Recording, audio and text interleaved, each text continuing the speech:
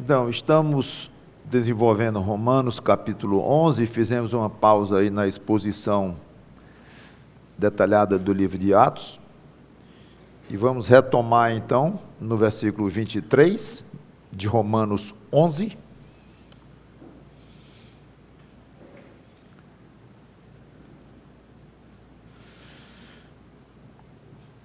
Eu terminei no 22, dizendo que Paulo agora entrava na frase sublime do texto, que era a restauração de Israel, que foi, aliás, o motivo em que eu fiz a pausa em Atos para falar dessa restauração de Israel. O pano era uma pregação só, seria muito mais resumida, mas achei melhor então expor logo o capítulo 11. Não vou dizer nem todo, é quase todo, que os 3 últimos versículos eu não vou expor, ou 4 versículos. Muito bem. Então, com base no final do 22, que diz assim, o 22 diz: considerai, pois, a bondade e a severidade de Deus, para com os que caíram, severidade, mas para contigo, se dirigindo a um gentil, a bondade de Deus, se nela permaneceres, de outra sorte também tu serás cortado. Eu já expliquei, mas pegando então aí o fio da meada, alguém poderia perguntar: ora, se Deus é poderoso para cortar um ramo gentil que foi enxertado, que ele não disse, se você não permanecer na bondade de Deus, você vai ser cortado também. Então, se Deus é poderoso para cortar um ramo gentil que foi enxertado, ele não poderia fazer o inverso, ou seja, reenxertar os judeus que foram cortados, como já expliquei. Fiquei assim. Então, versículos 23 e 24. Vamos ler. Eles também, se referindo agora aos gentios, aos judeus, eles também, se não permanecerem na incredulidade, serão enxertados. Os judeus. Pois Deus é poderoso para os enxertar de novo. Pois, se foste cortado da que por natureza era oliveira brava, e contra a natureza enxertado em boa oliveira, quanto mais não serão enxertados na sua própria oliveira aqueles que são ramos naturais. Vamos orar. Obrigado, Senhor Deus, pela Tua palavra, que o Teu Espírito Santo nos ajude a desenvolvê-la e explicá-la de uma maneira clara e, mais do que tudo, coerente com o próprio texto. E que Cristo seja louvado no que vamos ver aqui hoje. Em nome do Senhor Jesus Cristo. Amém. Então, a resposta é sim, com certeza. Deus poderá reenxertar os ramos que foram quebrados, os judeus. O fato de, há 2000 anos que isso aconteceu, a maioria dos judeus, grande maioria, ter sido incrédula, não impede que Deus faça acontecer o contrário. A maioria dos judeus passar a ter fé. É exatamente isso que Paulo agora começa a tratar.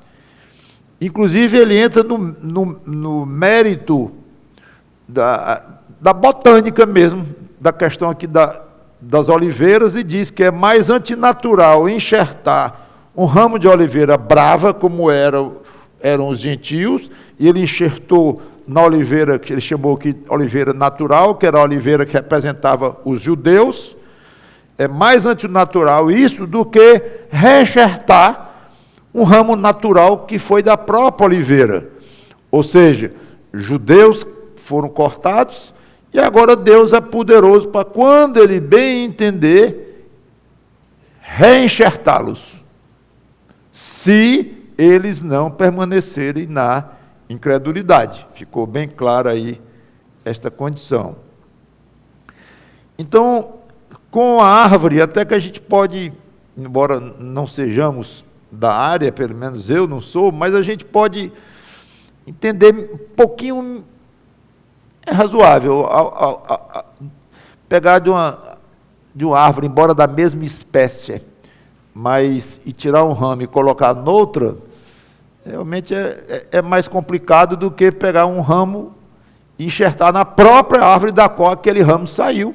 É mais natural pensar assim. Mas Paulo não queria falar aqui de oliveira, Paulo queria falar, era das coisas espirituais, usando apenas como uma figura.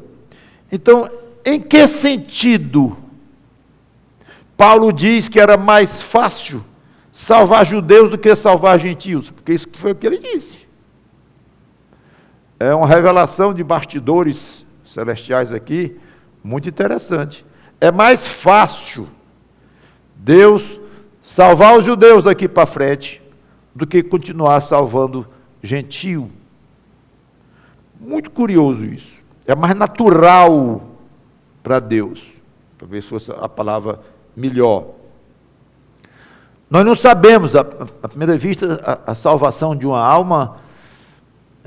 Bom, primeiro é uma coisa que a gente não entende. O que é salvar uma alma dos seus pecados? É uma ação tão acima do que nós podemos conceber que não poderíamos explicar em detalhes isso. Seja como for, Deus está dizendo que é mais fácil os judeus passarem a crer do que gentios continuando sendo salvos. Não sabemos como responder essa pergunta, por que é mais fácil isto. Mas uma sugestão, um exercício de conhecimento bíblico, para não dizer de teologia mesmo, não é muito fora de proposta a gente imaginar que quando um judeu for iluminado pelo Espírito Santo e compreender o Messias tão esperado, que o Messias tão esperado é Jesus, o Nazareno,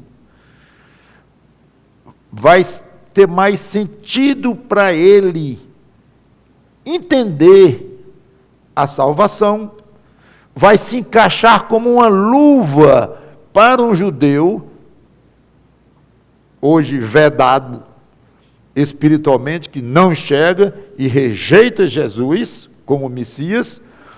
Quando o Espírito Santo o iluminar e ele abrir os olhos, vai ficar para ele tudo muito, muito claro.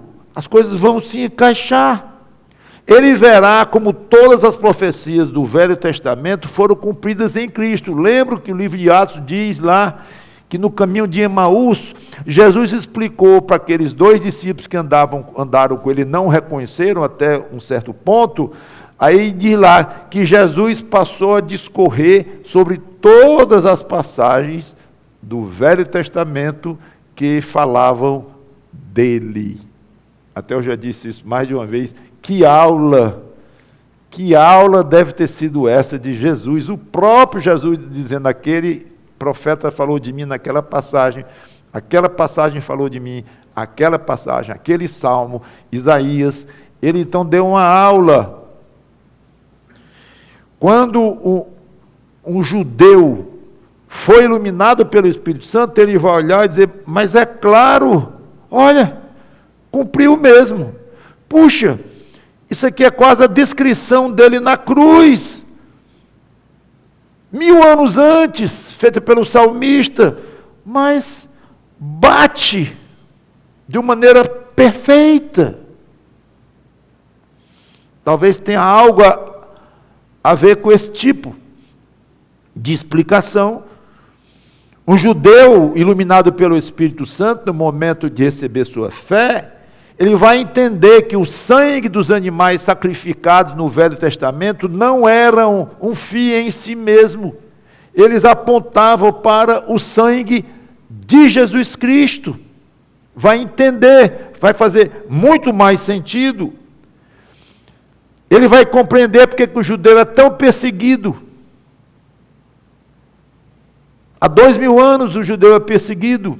E eu falei na semana passada, continua sendo hoje, com o mundo praticamente todo contra, politicamente, e vai acontecer militarmente também, vai acontecer, não sei exatamente quando, talvez esteja próximo, já falei que eu não posso prever, claro, mas politicamente é evidente que o mundo é contra os judeus. Por que o mundo é contra nós?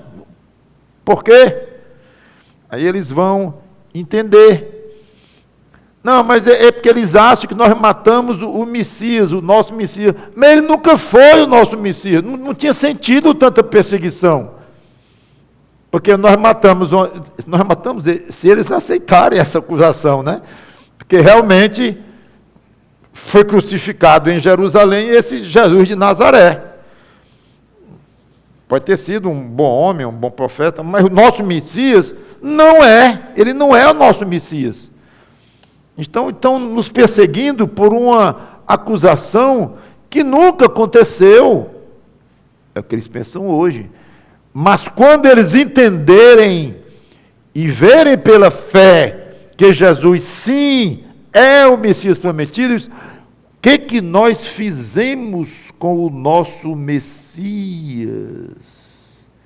Então, essa perseguição toda é fruto da ira de Deus sobre nós, pela brutalidade, pelo tamanho do crime que nós cometemos, rejeitando, e não apenas rejeitando, mas matando o nosso próprio Messias. Vai entender melhor, vai fazer sentido. E ele vai entender essa questão da queda de Israel para a salvação dos gentios. Hoje não entendem nada quando dizem, olha, Israel foi posto de lado por enquanto para que Deus salve gentios pelo mundo inteiro e coloque ciúme dos judeus. Hoje eles não entendem bem isso, mas vai fazer um sentido muito grande. Que coisa, o nosso Deus, que nos escolheu como povo dele, em Abraão e tudo, nos deixou 2000 anos para salvar os gentios. Que coisa bonita, sofremos muito por isto, merecemos, mas sofremos muito por isto. E certamente vão compreender a necessidade disso tudo para salvar judeus e gentios. Jesus oferecia a todos a salvação. Então, talvez passe por aí a explicação de Paulo dizer que é mais fácil Deus reenxertar judeus na fé do que continuar salvando gentios. Mas é curioso como, de fato, essas coisas todas que eu tenho comentado aqui, esses pontos que eu toquei, além de poderia ter falado em outros, como isso vai deixar extremamente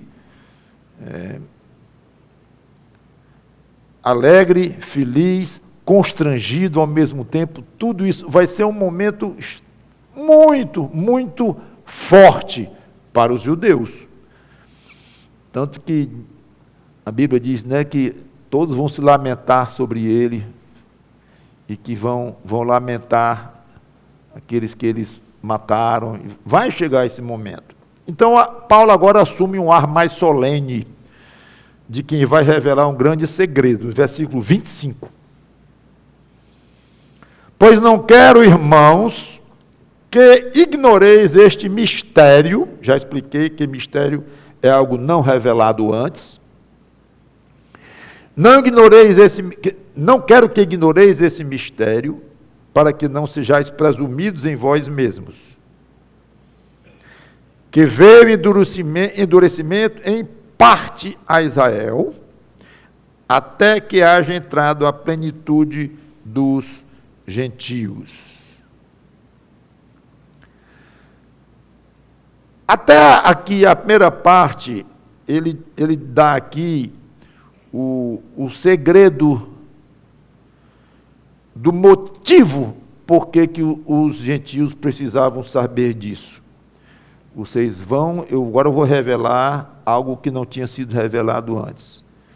E eu vou fazer isso especialmente para vocês não ficarem presumidos em vós mesmos, ou seja, Deus afastou os judeus, porque nós temos mais valor, porque nós aceitamos o Filho de Deus, eles, rejeitaram, está aí, estão pagando até hoje, e vão pagar o resto do tempo, porque não vão nem mais ser recuperados nunca mais. Nós, os gentios, cheios de gentios na terra, convertidos a Jesus Cristo, então, nós somos os queridinhos de Deus, ou algo assim, ou somos melhores do que os judeus, somos mais abertos à palavra de Deus, e pode inventar motivo, porque o homem gosta de encontrar motivos para se sentir o quê?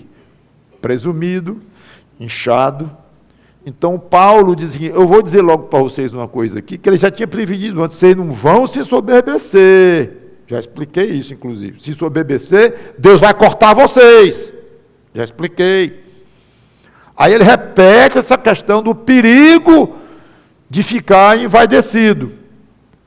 Eu vou contar para vocês um segredo, chamando de mistério, que antes não estava revelado, para vocês para vocês ficarem sabendo o motivo real de todo esse movimento de Deus, de afastar os judeus e salvar gentios e tudo, não é por causa de vocês, não. Vocês pensam que é por causa de algum valor intrínseco de vocês? Vocês agradam mais a Deus do que os gentios, que vocês são mais abertos do que os judeus. Então, vocês estão pensando que é por isso? Não é, não. É o que Paulo quer dizer aqui. Tudo bem. Então, qual é a revelação tão importante? Veio endurecimento em parte a Israel, até que haja entrado a plenitude dos gentios. Esta revelação consiste de 2 pontos. Primeiro, o endurecimento de Israel, além de ser parcial, seria provisório.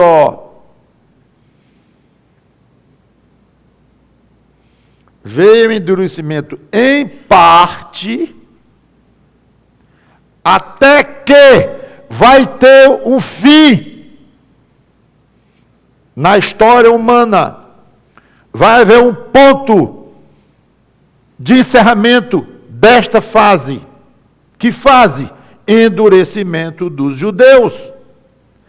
Então, esta revelação aqui é espetacular, extremamente significativa para quem quer entender bem a história dos judeus e a posição dos judeus. Parcial e provisório. No versículo 24, Paulo tinha falado da possibilidade de Deus reenxertar os judeus. Do jeito que ele enxertou vocês da oliveira brava na oliveira natural dos judeus, ele pode também, até mais fácil, reenxertar os ramos que ele tinha cortado daquela mesma oliveira e enxertar de novo. Era uma possibilidade. Agora não. Essa possibilidade se transforma em realidade futura, uma promessa. Vou contar um segredo. Veio endurecimento em parte a Israel, até que haja entrada a plenitude dos gentios.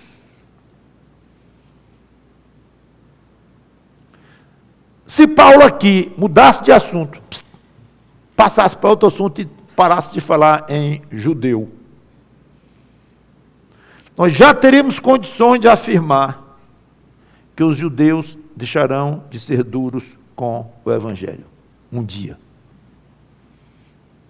Se parasse aqui o capítulo 11, nós já poderíamos dizer, a Bíblia diz, até que. Está aqui. Então, essa dureza deles vai ter fim. Eles vão ser amolecidos um dia com relação ao Evangelho. Eles vão ser reenxertados. Não é só que Deus poderá fazer isso, não. Ele vai fazer isso.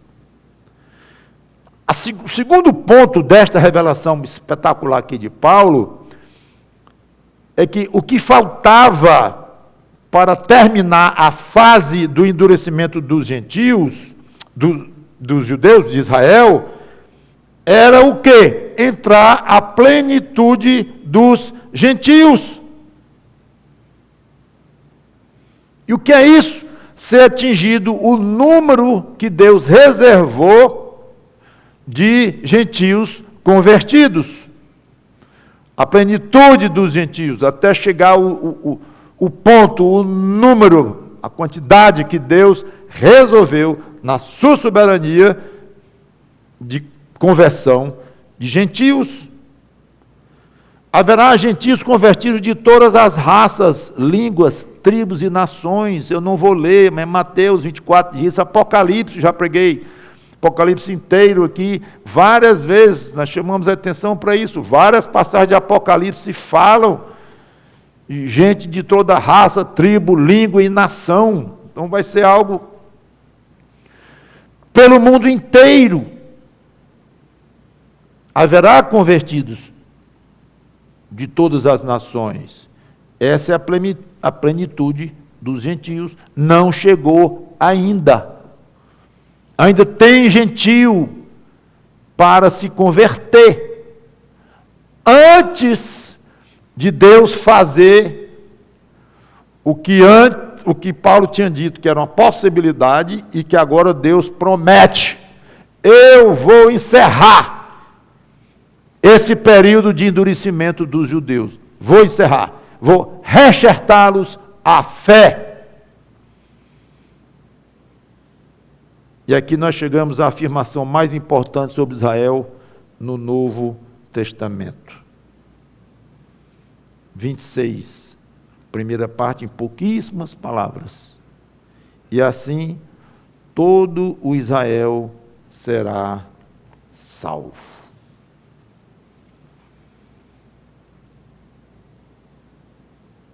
Não cada indivíduo, mas o país todo como uma nação. Está falando aqui do nação, do povo. Ou seja, uma salvação nacional. Sim, podemos falar tranquilamente sobre uma futura conversão nacional dos judeus, em massa, ao ponto até de afirmar, como a Bíblia diz, todo Israel será salvo. Esse será salvo não é apenas do jugo de um país opressor, que hoje nem tem. Eles são um país livre, eles são oprimidos por perseguição, por hostilidade ao redor deles e do mundo inteiro e tal, mas oprimidos hoje, não. O assunto, então, não será uma questão de opressão política ou coisa assim, e apesar de que eles vão sofrer terrivelmente, politicamente, militarmente, em todos os aspectos, até Cristo voltar, mas o que está em vista aqui, quando diz será salvo, é a salvação em Jesus Cristo como Salvador, que será um dia ou uma época absolutamente espetacular, que será os judeus se convertendo em massa a Jesus Cristo. Essa quantidade está aumentando, falei isso há pouco tempo, está aumentando ano após ano, após ano. Se olharmos 30 anos para cá, 20 anos, 10 anos, a quantidade de judeus se convertendo está aumentando, inclusive lá mesmo em Israel, na própria terra de Israel hoje. Mas ainda são números insignificantes quando comparados hoje com os milhões, 11 milhões, se eu não me engano, de judeus que existem. Vai ser em massa. Versículos 26, a segunda parte, e 27. E assim todo Israel será salvo, como está escrito: virá de Sião o libertador, e ele apartará de Jacó as impiedades. Esta é a minha aliança com eles, quando eu tirar os seus pecados. Aqui eu não vou desenvolver, mas na realidade fica claro que essa restauração total de Israel não tinha sido totalmente escondido, não era claro, mas estava lá na base, na raiz, estava lá escrito. Tanto que Paulo cita duas passagens ou profecias ou ensinos do Velho Testamento. Ele cita Isaías, capítulo 59, que eu não vou ler, porque aí teria que explicar, e eu já queria encerrar o que eu tenho que dizer sobre o capítulo 11. Mas os mais estudiosos aí, Isaías 59, 20 e 21, está refletido na segunda parte do versículo 26. Virá de Sião o libertador, e ele apartará de Jacó as impiedades, falando claramente de salvação, de encerrar as impiedades. Como é que se encerra? Através da fé em Jesus Cristo e do perdão de pecados pelo sacrifício do Senhor Jesus Cristo. Afastar das impiedades é como hoje podemos dizer que você, crente, foi afastado das suas impiedades. Como você foi perdoado em Cristo, justificado pela fé, você é um cidadão de Deus, tem a salvação garantida, sim, ainda peca, infelizmente, enquanto tiver vida nesta terra. Quando chegar no céu, não mais terá pecado. Mas no sentido de que nós já fomos afastados das nossas impiedades, em termos judiciais de Deus, porque já somos justificados pela fé. Quando Deus olha hoje para um crente, ele não vê mais impiedade. Como um juiz, ele não enxerga mais impiedade, porque ele vê o sangue de Cristo na frente, do jeito que o anjo do Senhor, o anjo da morte lá do tempo dos egípcios, veio matar os primogênitos dos egípcios. Quando ele viu o sangue nas ombreiras da porta dos cordeiros, ele não matava quem estava naquela casa, no caso, casas dos judeus. Então, hoje, quando Deus vê o sangue de Jesus na alma de alguém, ele não toca. Então, já somos afastados das nossas impiedades nesse sentido. Então, Israel vai também ser afastado nesse mesmo sentido. E o versículo 27 é um resumo muito sucinto da famosíssima Nova Aliança, que está lá em Jeremias, capítulo 31, versículos 31 a 34, que eu não vou ler, também não vou explicar muito, porque é um assunto que precisaria de um bom tempo para isso. A nova aliança que Deus prometeu, em primeiro lugar, aos judeus, em Jeremias, 600 anos antes de Cristo, seria com base no sangue de Jesus Cristo.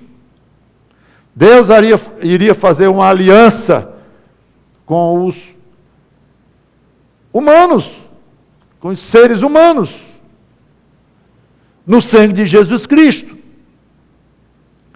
E os gentios já se beneficiaram dela.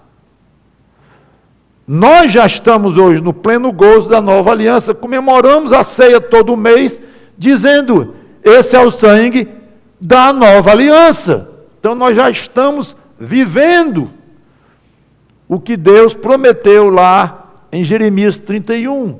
Certo, que quem lê lá vai entender ou pensar que Deus estava prometendo aquilo só para os judeus.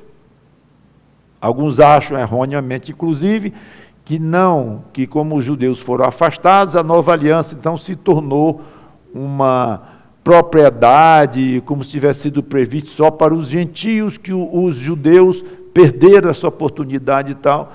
Negativo, está Paulo dizendo aqui, eles vão se beneficiar ainda da nova aliança. Não o fizeram porque desprezaram o Messias deles. Foram cortados da oliveira natural.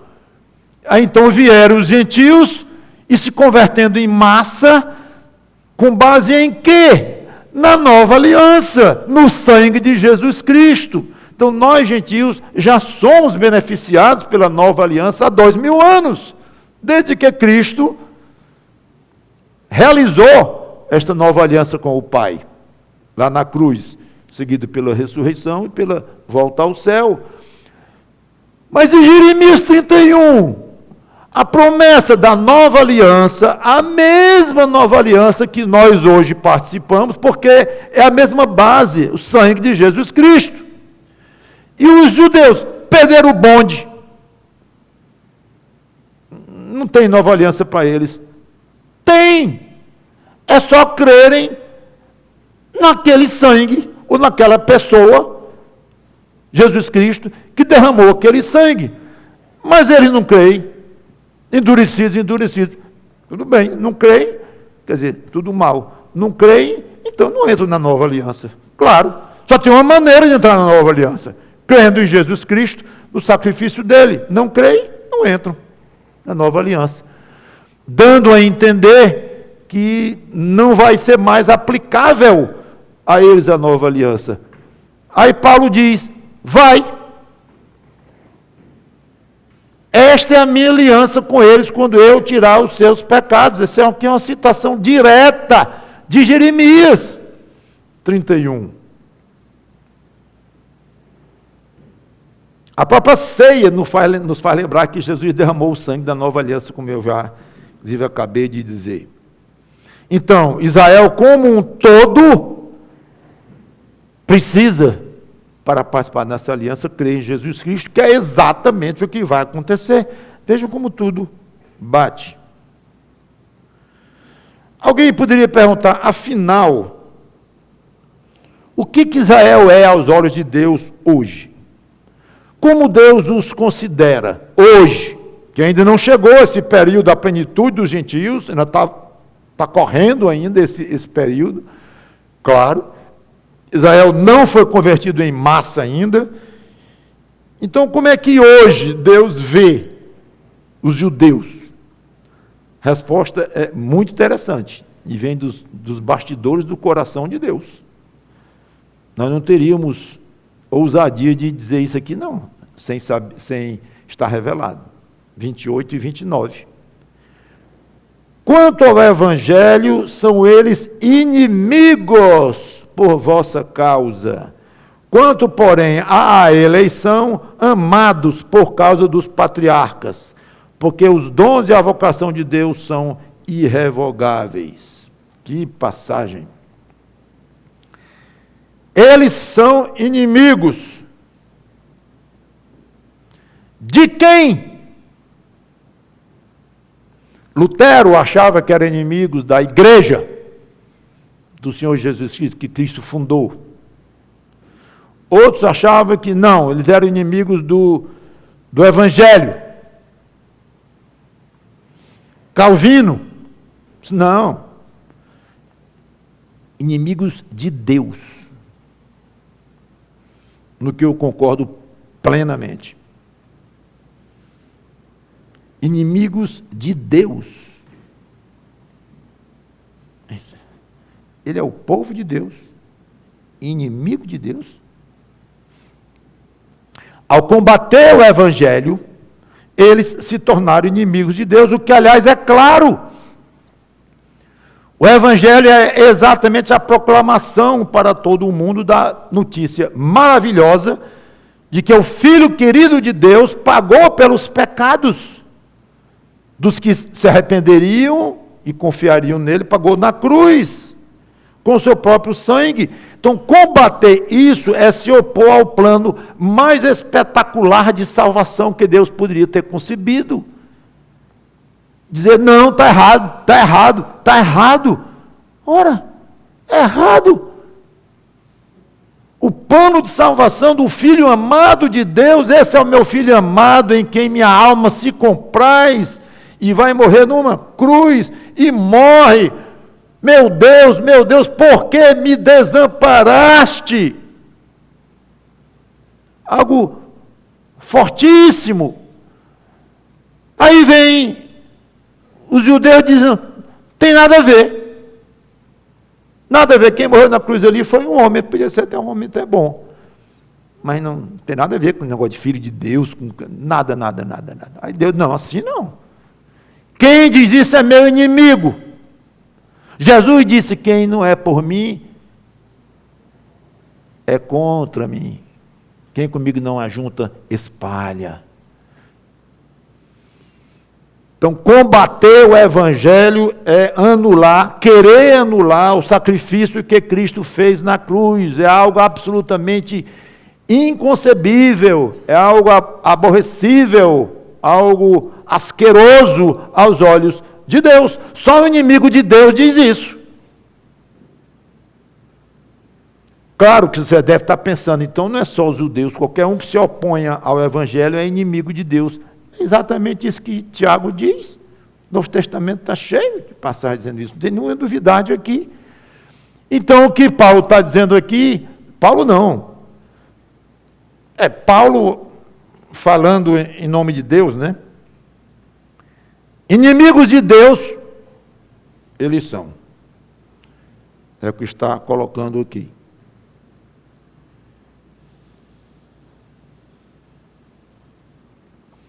Mas as coisas não são simples como parecem. As coisas geralmente têm vários ângulos, várias facetas. Aqui tem um exemplo excelente disso. Não é só uma questão de ouvir que os judeus se tornaram inimigos de Deus por causa do Evangelho, para poder salvar os gentios, como já explicou, se tornaram inimigos de Deus. E aí, então, concluir. Claro, então, que Deus os deixou de lado definitivamente. É evidente. Um povo que teve tudo que os judeus tiveram, os patriarcas, as revelações, a lei, tudo mais, um povo que deu com o pé com isso tudo, culminando com a morte do próprio Filho de Deus, do Messias e tudo. É claro que esses aí já eram, eles estão completamente deixados de lado definitivamente.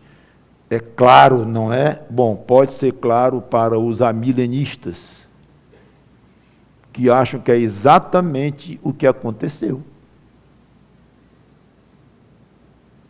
Deus deixou de lado os judeus. Como povo, deixado de lado. Deus ainda vai salvar muito judeu aí, pessoalmente, tal, eles creem nisso, a Bíblia fala, né?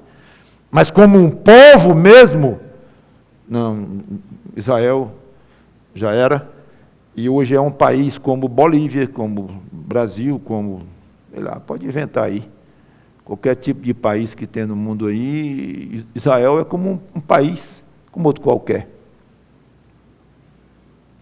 Eu não sei o que estão fazendo com o versículo 28, aqui, a segunda parte do 28, quanto ao Evangelho, são inimigos por vossa causa, quanto ao, porém, à eleição, amados,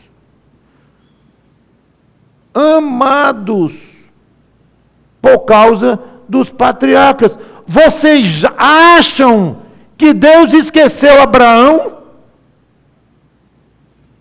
Isaac e Jacó e José, e depois Moisés, e os profetas todos? As promessas que Deus fez Lá em Gênesis 12, Abraão, fazer de Abraão um povo, reis virão de ti, todas as nações serão abençoadas em ti. Acabou? Deus fez um juramento, gente, em que ele passou no meio daqueles animais mortos, e já expliquei isso quando falei em Gênesis. Aquilo é um juramento solene de Deus, o juramento pela própria vida de Deus, que quando passava no meio de animais mortos, significava assim: aconteça comigo o que aconteceu com esses animais se eu não cumprir o juramento que nós estamos fazendo aqui, um costume. E Deus então fez questão de ele passar entre os animais só. Abraão estava em profundo sono, e Deus passou sozinho, assumindo sozinho: esse juramento é meu, tudo que ele prometia a Abraão vai acontecer pela minha própria vida. Se não for, aconteça comigo o que aconteceu com esses animais, serão despedaçados, partidos em dois. Isso é de uma gravidade, de um tamanho absolutamente enorme.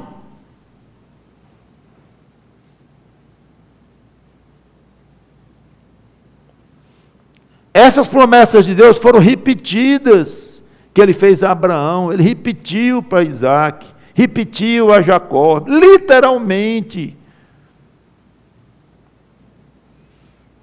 Aí diz: afinal, os dons e a vocação de Deus são irrevogáveis. Não se revoga. Cada promessa será cumprida nos mínimos detalhes. Então, mesmo resistentes ao Evangelho, os judeus de hoje não deixaram de ser descendentes dos patriarcas. Abraão, Isaac, Jacó, todos. Continuam, está lá escrito. Está valendo.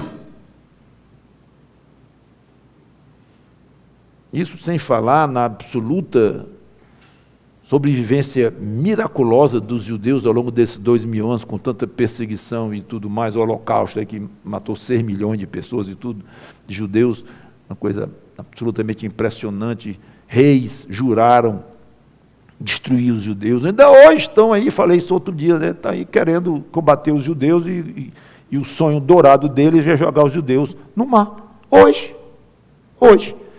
2000 anos depois disso aqui está escrito, mostrando que está andando, tem coisa muito grande em andamento, sem falar, que eu já disse também várias vezes, no retorno em 1948 dos judeus, não vou dizer em 48 o retorno à Terra Prometida, começaram a voltar no final do século XIX, mas em 48 se autodeclararam de novo uma nação.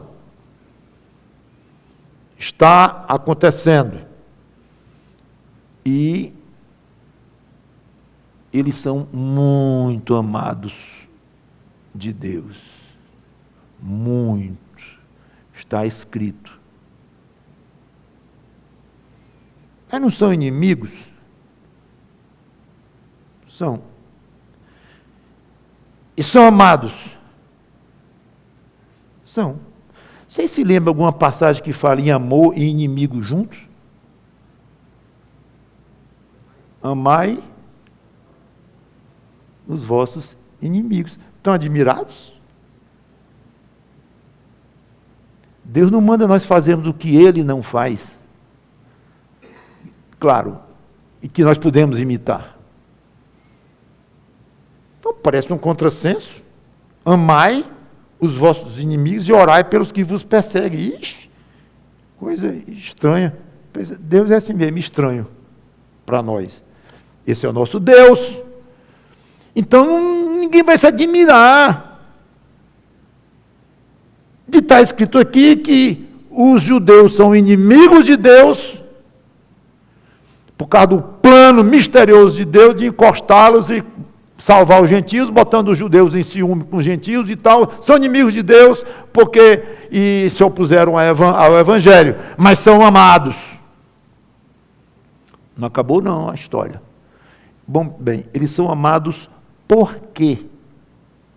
Porque são um povo, gente boa, gente finíssima, são inteligentíssimos, disparadamente o povo mais inteligente do mundo, ninguém discute, e eles são guerreiros, são corajosos, eles têm raça mesmo, e valorizam a nacionalidade deles e tal, e pode desfilar elogios aos judeus. Aí você pega os seus elogios tudinho e bota no lixo. Porque esse não é o motivo deles serem amados. E qual é? Está escrito. Qual é o motivo? Os patriarcas. E como foi que os patriarcas viraram patriarcas? Porque Abraão, o número 1, era um homem muito bom. Aí Deus o pegou lá em Ur da Caldeia, Deus examinou na terra e não tinha um homem como Abraão. Então, conversa, não tem nada a ver. Então por que Deus pegou Abraão? Porque ele elegeu Abraão, ele quis. Pela eleição pura. E de Abraão veio Isaac, Jacó, etc. Mas quando ele diz amados, são amados, inimigos. Ainda hoje, os judeus são inimigos de Deus. Ao mesmo tempo, amados. Por quê? Porque voltaram para a terra prometida e tal. Não. Porque Deus os elegeu para serem o povo dele. Elegeu como? Escolhendo os patriarcas, começando com Abraão. Então, volta para Deus. Deus os elegeu. Esta é a explicação.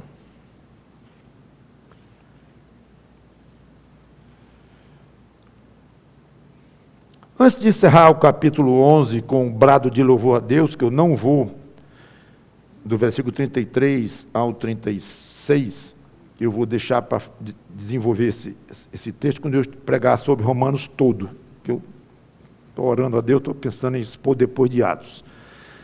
Mas seja como for, antes de encerrar o 11, Paulo aproveita para dar uma aula sobre a misericórdia de Deus. Então vamos ver rapidamente aqui os versículos 30, 31 e depois o 32. Então, porque os dons e a vocação de Deus são irrevogáveis. Já comentei. Deus prometeu, jurou e vai cumprir. Porque, assim como também vós, outrora, fostes desobedientes a Deus, mas agora alcançastes misericórdia, à vista da desobediência deles, assim também estes agora foram desobedientes, para que igualmente eles alcancem misericórdia, à vista da que vos foi concedida. Então, como um golpe final, na vontade de um gentil crente se sentir superior ao judeu cortado, entre aspas, Paulo nivela gentios e judeus. Gentios, antes, desobedientes, cada um conforme o seu caminho, como Paulo diz lá em Efésios, sem Deus no mundo. Os judeus, que eram o povo escolhido de Deus, desobedeceu também e foi rebelde. Resultado, foram cortados. E Deus, pela misericórdia dele, Deus enxertou os gentios no lugar dos judeus. Gentios rebeldes, grandes pecadores, mas Deus, pela sua misericórdia, os enxertou os gentios. Então vem misericórdia, desobediência, Deus teve misericórdia, gentios. E os judeus foram desobedientes, mas quando a misericórdia de Deus houver sido completada com relação aos gentios, quando terminar o período da plenitude dos gentios, Deus vai voltar a sua misericórdia para com os judeus. Mesma palavra do 30, duas palavras, alcançar misericórdia, falando dos gentios. No 31 fala as mesmas duas palavras, alcançar misericórdia, falando dos judeus. Então, gentios e judeus têm em comum o fato de terem desobedecido, todos dois, cada um à sua maneira, cada um da sua forma, e mesmo assim, os dois grupos, alvos da misericórdia de Deus. É fundamental nós nunca tirarmos isso da nossa mente. Você é salvo por causa da misericórdia de Deus. Um judeu é salvo hoje, e o povo judeu inteiro vai ser salvo em Cristo por causa da misericórdia de Deus.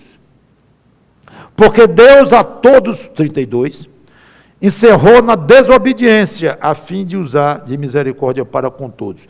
Terceira vez, a palavra misericórdia, tendo antes a conotação de desobediência. Então nós vemos aqui o tamanho da soberania de Deus, e como os mistérios dos caminhos de Deus. Ninguém fica em pé, impune, inocente diante de Deus. Ele encerrou todos debaixo da desobediência, judeu e gentio. Mesmo que paralelamente aos decretos de Deus, os seres humanos se tornaram pecadores. Iniciativa deles. Adão pecou porque quis, Eva pecou porque quis, e aos olhos de Deus nós pecamos com eles. Ah, mas não entendo bem isso e tal. Não é para você entender, é para você crer, porque Deus vê assim. E a maior prova que você nasceu pecador é que você começou a fazer o que era condenado por Deus desde antes de você ter consciência. Você já começou a mostrar sinais de raiva, de rebeldia, de teimosia e pecado, de uma maneira geral. É a prova de que você nasceu pecador. Que Deus quis assim, mas não tira absolutamente a culpa de cada um de nós. Deus simplesmente deixou cada um seguir o seu caminho para deixar evidente a pecaminosidade de todos. Deus a todos encerrou na desobediência. Ele permitiu que todos desobedecessem. E essa permissão dele, este decreto dele, não anula a nossa responsabilidade, a nossa culpa por termos pecado. É fato. Aí vamos dizer que Deus é bom? É esse o Deus bom dos cristãos? Que encerra tudinho na desobediência? Vamos terminar o versículo, né? A fim de usar de misericórdia para com todos. Então, ele quis evidenciar a natureza pecadora, rebelde do ser humano, depois de pecar em Adão. Ele quis que isso ficasse bem claro, bem exposto, que avultasse isso, para terminar de esmagar toda a raça humana. Não, para exercer misericórdia, salvando alguns, não salvando os outros. Mas podemos ver misericórdia de Deus, sim, na salvação de Jesus Cristo, no sacrifício de Jesus Cristo, quando ele oferece a salvação a todos.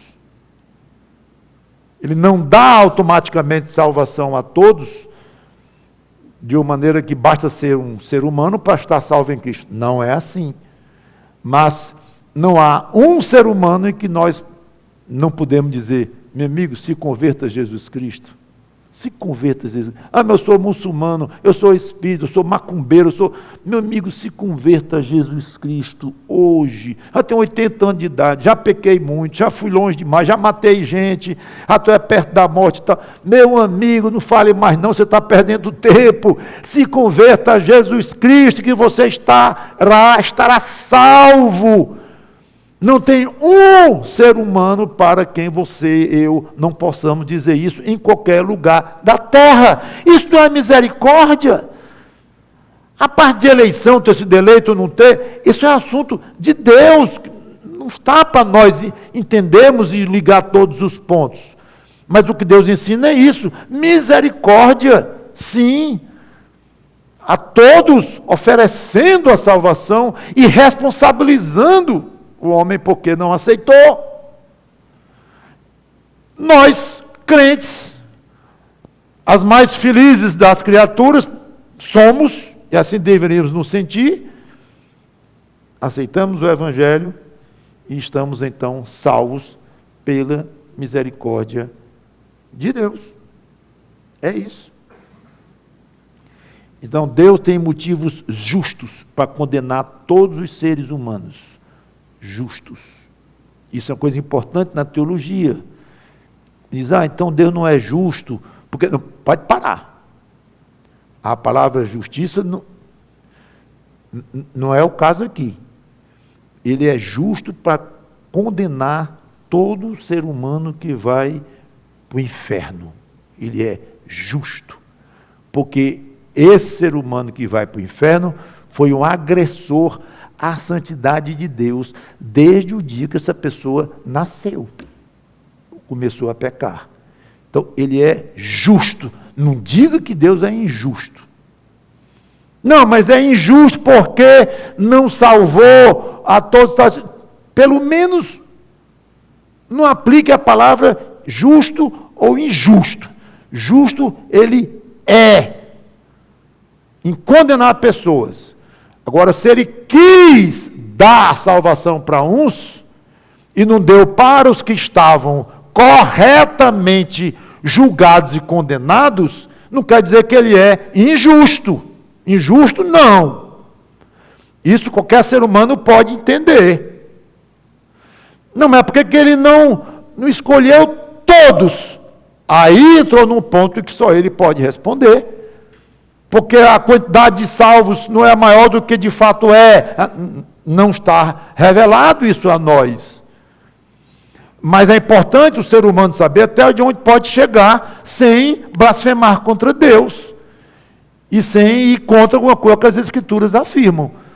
Ok? Então nunca permita alguém dizer Deus é injusto. Não, não é injusto. Ele é justo por condenar todos. E eu estava condenado também. Você estava condenado também. Agora ele me livrou. Porque ele quis me livrar. Mas era na justiça que ele ia me mandar para o inferno. Totalmente. Então Paulo reconhece que é um assunto complexo e termina nesse hino belíssimo aqui dos versículos finais, que eu não vou ler, vou deixar para quando eu desenvolver Romanos todo, mas é lindo. Eu disse que não vou desenvolver, mas não custa nada eu ler, e com ele irei encerrar sem comentário.